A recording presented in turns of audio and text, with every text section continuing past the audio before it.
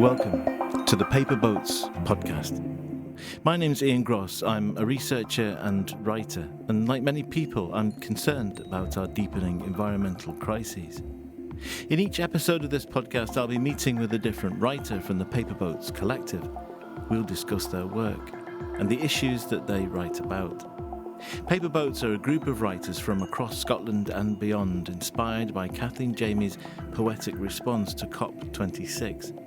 They're working together to highlight the impacts of climate change, the ecological collapse we are witness to, and the things we can do to help bring about positive change.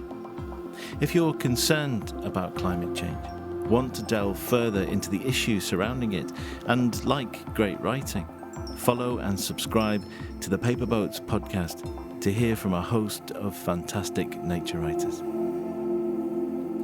Thanks for listening to this episode, the final episode of Season 1 of the Paper Boats podcast. We'll be returning again in the autumn to talk with more writers associated with the Paper Boats collective in one way or another. But to close this season, joining me today in person is the tireless Sandy Winterbottom. And for listeners who maybe haven't caught the very first episode that was released late last year, Sandy is a writer and environmental activist. She's been the driving force behind Paper Boats since its formation back in 2022 and spent most of her career as an academic, teaching and researching in the environmental sciences and working in the renewables industry. She completed the creative writing master's programme at Stirling University in 2020 and is the author of The Two-Headed Whale, which was published by Birlinn and Greystone and nominated for the Saltire Society First Book of the Year award in 2023. So we're going to begin by hearing a reading from The Two-Headed Whale. So Sandy, would you like to give us a little introduction and background to the book as a whole first, and then perhaps the little section you're going to read? Yeah, thank you.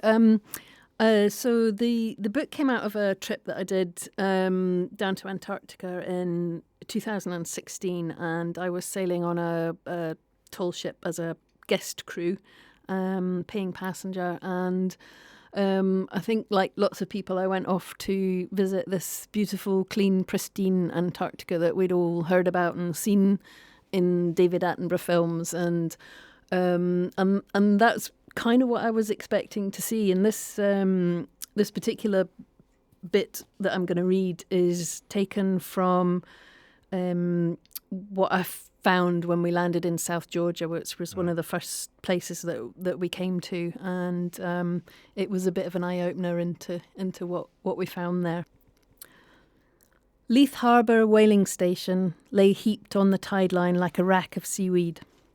Grey-sided, red-roofed buildings flanked the shore, crumbling and stripped of their cladding by gales. We saw knotted machinery piled high. Sloughed in heaps along the rotten pier lay rusted engines, giant chains, barrels and ship's propellers like felled windmills. The wreck of a catcher-boat sat careened on the beach, a metal barrel topping the mast to shelter lookouts hunkered down on cold shifts, watching for telltale blows. These sleek vessels, high at the bow where the gun is fixed, toothpick sharp, barbed and ready to snare, chase the whales to exhaustion before shooting them with explosive harpoons. We circled back to get a better look at the slipway, where winches heaved each groaning carcass onto shore for flensing, dicing and sawing, rendering into oil, fat, meal and meat. The world's most astonishing creatures reduced to barreled commodities. How could people do this, and for what? Pet food, fertiliser, things used up long ago and nothing now to show for it. I felt the anger rising in me. I stomped off, hating the people that had done this. And that's when the small, unfussy graveyard caught my eye, tucked away on its own, hemmed by a neat white fence and shallow ditch to keep out the seals. A huddle of molting penguins, glum as mourners, skulked nearby. I pulled my jacket tighter around me. It was nearly midsummer, but colder than a bleak January day at Leith Harbour on the Edinburgh shore. My rage began to subside as I drifted along the neat lines of graves. And there it was, near the end of the last row, a small square of slate fixed to a simple white cross. Deck Galley Boy, Anthony Ford, Edinburgh, Died 20th of the 4th, 1952. 19 years. I bent and brushed the moss from the plaque and read the inscription again. I thought about what a deck galley boy might have done. He would have been on one of the catcher boats or factory ships, perhaps. Died April 1952. The start of winter here, bone-chillingly cold, the darkness, 7 winter months ahead. A season of work after that. Another year away from home. I stood and took in the breadth of the place, the thin, scant scatteredness of it all, this huge bay, this small abandoned graveyard. I'd imagined the whalers as swarthy men with little compassion, killing and slaughtering their way through dwindling communities of every kind of whale. But then, there he was, a teenager. How on earth had he ended up in the thin soil of this place? I'd come here in search of heroics, spectacle, the adventure book version of Antarctica, the Attenborough scenes of teeming wildlife. I hadn't expected this dispirited scrapyard.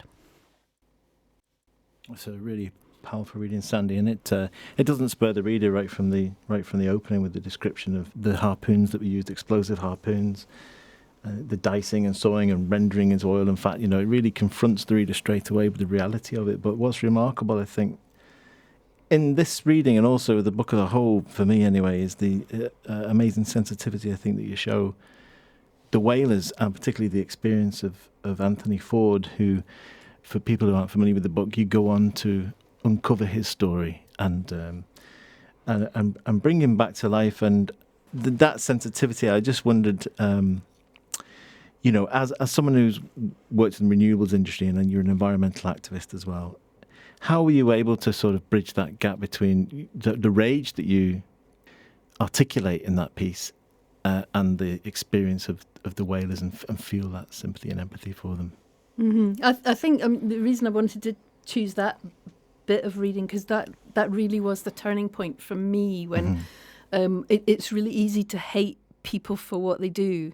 It's what humans can do best sometimes, and to blame other people. But actually, most people are just trying to get by, and I think that became really clear to me, not just when I came across Anthony's grave, but when I actually met some of the whalers, because it was only the sort of 1950s, 1960s that they were still whaling in Antarctica. There's still men alive today that were on board those ships that did those jobs, and I did take time to go and meet them because I wanted to learn more about Anthony's story and what his life would have entailed, and so I went to meet them, and very kind of trepidatious in meeting them, and they invited me for lunch, and I was kind of trying to go as an undercover vegan through all of this as well, so I was really anxious about meeting them, but what I found was that they were immensely kind, generous people,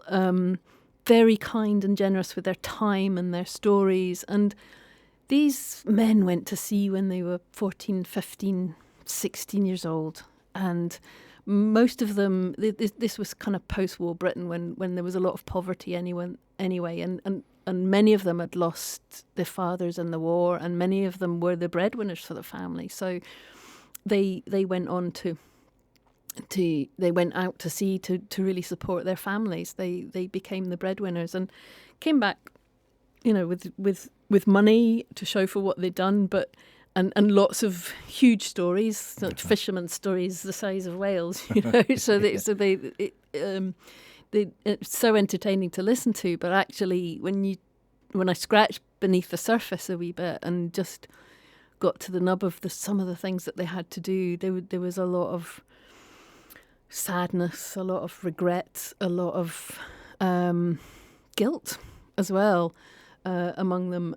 Certainly one of the whalers had said to me, thank you for listening to our stories, because actually nobody wants to hear our stories. They're not palatable for this day and age, and yet actually they're hugely relevant, and particularly when we talk about the oil industry today and about the jobs in the oil industry, people are just trying to get by. They're not the criminals here. They're in the same way that the whalers weren't the bad people in that story. They really weren't. and that really struck me as I was writing it. Is you kind of find out who the bad people are, as it were, but most of the people are just trying to get by. Yeah, absolutely. So who would you say the bad people are in that story then, or our current story? I think it's the same kind. It's the same bad people. It's the same. It's people who exploit in the environment, who exploit people for money, and we're seeing this now. We have this epidemic of billionaires foisting their will and their values on people. The one, I've been a business owner myself, and it's actually quite easy to make money if you're ruthless and if you don't care about people. And the problem is that the people who are now deemed successful in our society are the ones who have, clawed their way up that greasy ladder. And when we look at, historically in terms of whaling, the family who owned the whaling company that ran Leith Harbour Whaling Station on South Georgia were the Salveson family. Those are the bad people in my books, and I think that's becoming more and more evident as is happening in the US. Yeah, that's continued to grow, isn't it, and defines our world now. Mm-hmm. Should say for listeners as well that you bring Anthony's the boy whose grave you found. You bring his experience as a whaler very vividly to life.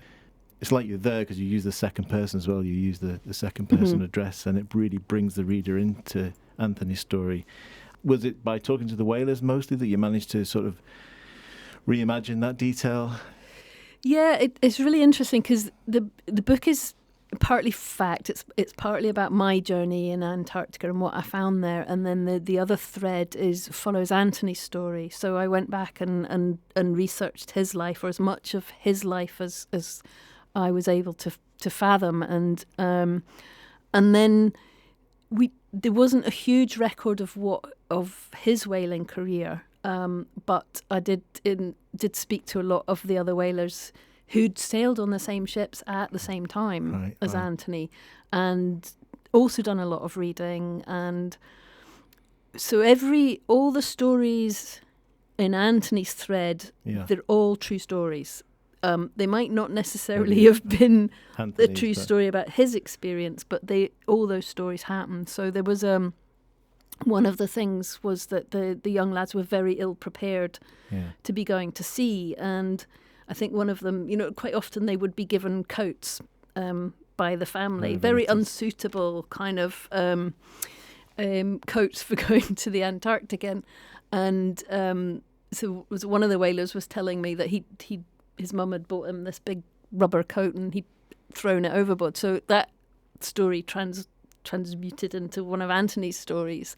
And so, all the stories are true. And once I'd finished writing the book, I sent it to a friend of mine, John Burton, who's a whaler down in London. I never met him, but we speak quite often on the phone. I got to know him really well, and he was a whaler who ended up joining Greenpeace and with the anti-whaling organisation. And he read the book, and then he phoned me up and he said, "I can't believe you've never been whaling," because to him it was a really vivid and very accurate account, but that's because all the stories were true. And can we say that you met members of Anthony's family in the end? Yeah, and weirdly that happened by complete chance and accident, is that I ended up meeting Anthony's niece, and she didn't know him, she didn't know the story about him, and so she knew nothing about him. And in fact, I'd been researching his family history on Ancestry, and just to see if I could find any living members of his family to learn more about his story, but just kept coming up with nothing. It's really easy to go back in time, weirdly, when you're researching Ancestry, but you can't go forward because that's living people, and obviously their identity needs to be protected. But weirdly, as I was writing the book, Carol, who's Anthony's niece, had moved to Edinburgh and decided at that very time that she wanted to learn more about her family history, and saw you can see who else is researching those family trees. And so she contacted me and said, how are you related? Which was awkward, to be honest. But so I kind of told her the story, and without spoilers, it is a very it is a tragic story, and Carol was amazing, and she really embraced the whole project and worked with me, and now I've met one of Anthony's nephews as well, who came over from the US and last summer, and I met him as well. So yeah, amazing. Yeah. So you've given them back a lost relative, really, through the book. Yeah, and Anthony, who's buried in South Georgia, never had any kind of living memory of his family in this country, and so but now his name is back on his own father's gravestone in Edinburgh. I know you've used quite a lot of, I guess, fictional technique in recreating Anthony's experience. Did you feel him kind of looking over your shoulder in some respects? Oh God, yeah. Weirdly, it was kind of like a haunting, but in a nice way. I just felt. I think just from the very moment I stood at his grave, I had this feeling that. Oh, who's this young lad? And actually, it says 19 on his gravestone, but he was only 18 when he died, and he'd been at sea for 4 years already. So it just felt, wow. My son was about the same age, and it was just the fact that there was this young lad so far from home and such a strange environment that it's now completely abandoned, and also abandoned in a complete and utter disastrous mess in somewhere that's meant to be a pristine environment. And I got really caught up in his story. I mean, there was it kind of unfolded over the time I was researching it, and there was a few moments where I found out things that had me in floods of tears about his life. But I guess when you're writing, that's the way it is. You can get really deeply involved in who you're writing about. It gives me shivers up my spine thinking about standing by his grave, and that it's a story that almost as if he's reaching out and needing his story to be told, and then to bring him home in the way you described. That must have been very special after that. It was. I think I always said if nothing else had come from writing that book owed me nothing. It had done its job. It's a very special story, but going back to how you say you found that site in South Georgia, which is a complete mess and just scrap metal everywhere and the abandoned machinery of the whaling industry. How do you feel? Or can you describe how the whaling industry and story, how that relates to you mentioned that it kind of resonates with the oil industry today and what the situation we find ourselves in today? Yeah, very much so. Because I'd ended up doing a lot of research on whaling, which was quite brutal and quite horrific, and also finding out why it happened, and the fact that even after they stopped using whale oil, the companies that were doing this, like the Salvesons, they ended up trying to trying to sell a product that nobody really needed. So they were making money out of whales. But they had to sell them. So they then started selling them for pet food or fertilizer when people didn't need whale oil anymore. And as long as they were making money, they would never have stopped. So they would still be whaling now had they not run out of whales. So for me, that was like a gut punch, because I thought, because it was so resonant of the fossil fuel industry, and it just made me think they are never going to stop. As long as they are making money, they are never, ever going to stop. There's countries that are still whaling today, but it was just that realization that these companies are only out to make money. They will not stop as long as they're making money. And we're seeing that in the fossil fuel industry today. As long as they can keep pumping billions of pounds out of the ground, they are going to keep doing it. We know these companies are making literally billions of pounds every year in profits that are going to shareholders, and we will be paying the price for that. So in the same way that we are paying the price for whaling, because now there's hardly any whales left compared to compared to what there used to be. So much so that even the science is behind on whale ecology, because we've never seen them in their natural states. So yeah, our children will be paying the price for climate change, for burning fossil fuels for generations to come. And as long as we give these billionaires, these shareholders, as long as we give them unfettered access, unregulated access to pump money out of the ground, it'll keep going. So it's a huge fight on our hands. And that brings us, I suppose, to an event that you instigated last year in Aberdeen, which is at the heart of that story now, called Hope is a Thing with Flippers, which is a great title. Can you tell us about where that comes from and what the aim and outcome of that event was? Yeah, so I'd been thinking a lot about hope. So I can't take the credit for the title. That was Matt Sowerby's title for his piece that he wrote.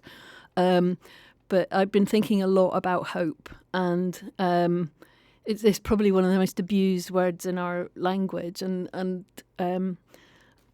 the brilliant Karen Lloyd had invited us, myself and Elaine, and you were there as well, down to a conference in Lancaster, and Matt was performing his piece there, which was extraordinary. And he's a young man, but he completely put his finger on what hope means for me, and I think he's the first person that has really done that for me, in the sense, and even Joanna Macy talks about active hope, but I think even that we don't really understand it. But I think it just took Matt's performance piece really to really get a grip on for me, getting a mental grip on actually what hope means. And it does have to have flippers, it does have to have momentum and movement.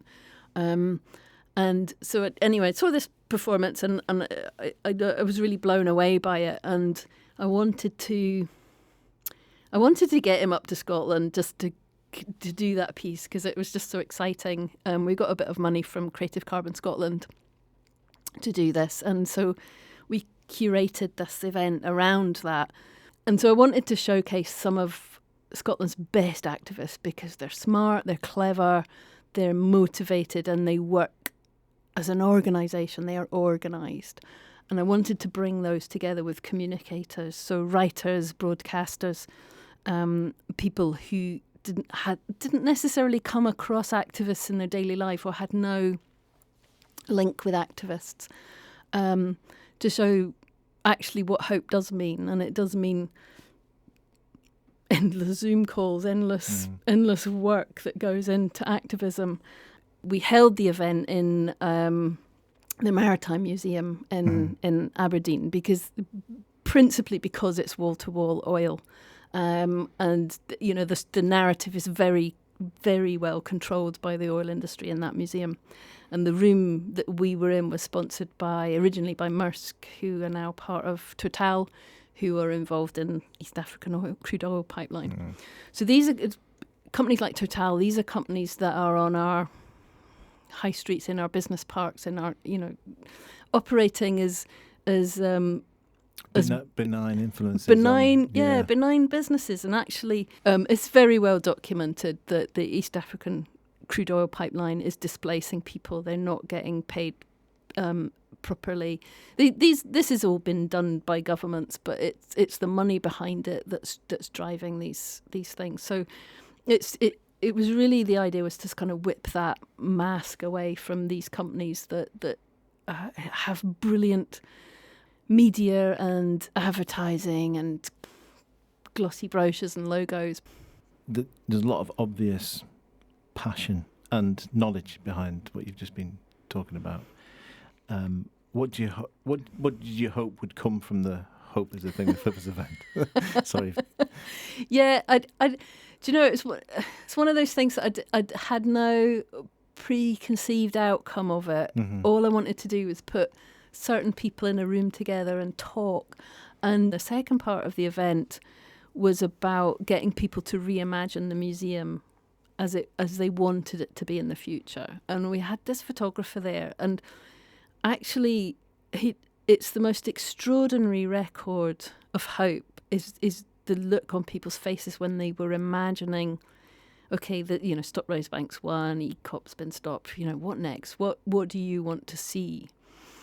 And it was extraordinary what people wanted to see. They want community energy, they want clean energy, they want all the green jobs that we've been promised forever that actually are out there, but are being blocked by a lot of these companies that have the supply chains and the personnel. And the way that they kind of reimagined the Maritime Museum in Aberdeen was phenomenal, and you could see it written all over people's faces in the photograph, that actually when we look into the future and we see what we could have, what we're not having because it's being blocked from us by the fossil fuel industry because they want to keep making money. What I would love to see come out of that project is a couple of £1 million to redesign the Maritime Museum. That would be nice. Just putting that out there. Well, Aberdeen is at a point in its own history that it's having to reassess what it is as a city, what its future might be, where it sits. Yeah. And actually the future is got to be in that industry. There's 440,000 jobs waiting in the green transition. There's something like 220,000 jobs currently in oil and gas. So there's a really bright future out there. And I'd love to see Aberdeen be part of that, because it's been, I don't think we have to accept that oil has done brilliant things for us as a society. It's fantastic, but it's time to move on, and it's well overdue time we moved on, and Aberdeen could be a part of that. Yeah, given the will and the momentum. Yeah. Yeah. Well, we're going to close shortly with another reading from some of your current writing, which more directly tackles how climate change affects us here in Scotland in perhaps surprising ways. And would you like to briefly introduce that and read that for us?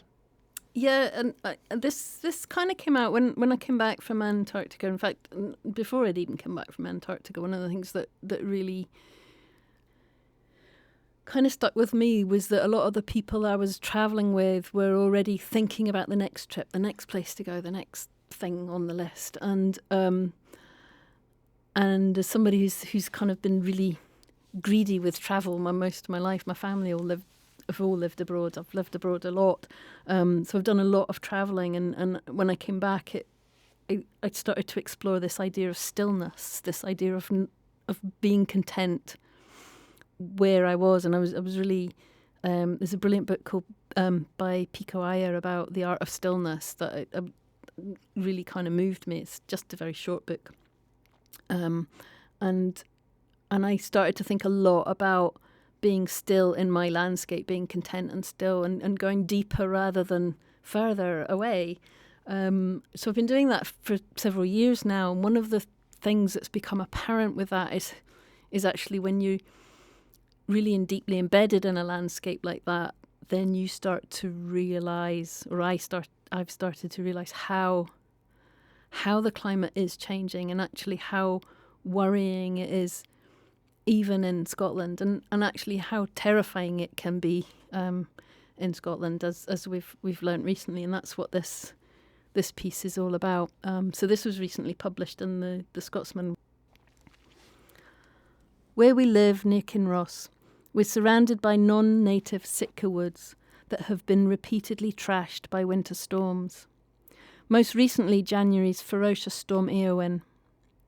The dry brash is now stacked up within feet of the lay-bys on our access road. In recent days, under an extreme wildfire alert, I've assessed how far a passing delivery driver or dog walker would have to flick a cigarette butt to set it alight. I've been alert to the faintest whiff of smoke and checked the wind direction often.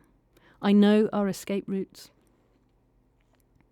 Being vigilant of risk is a habit I picked up when I used to work in the renewables team of a fossil fuel company. Once a month, our boss would walk us around the office to identify hazards. Too much loose paper on the desk, fire hazard. A bag not put away, trip hazard. Accidents cost money. There are high penalties for regulatory breaches, and companies with poor safety records lose contracts. I've since moved on to other things, but the health and safety habit stayed with me. Now, when extended periods of drought hit, 3 times in the last 4 years in Scotland, I walk the land around our hillside house like we used to walk the office, picking up on every possible hazard. Knowing the risks and having a plan settles the queasy feeling in my stomach, brought on by images of goat fell on fire and campers being rescued by helicopter from the burning forests of Dumfries and Galloway. It's not just me that is watchful during these extremes. I recently visited folk in Brecon who keep as keen an eye on flood risk as I do on fire risk. They talked about the same anxiety that arises when the rain seems relentless.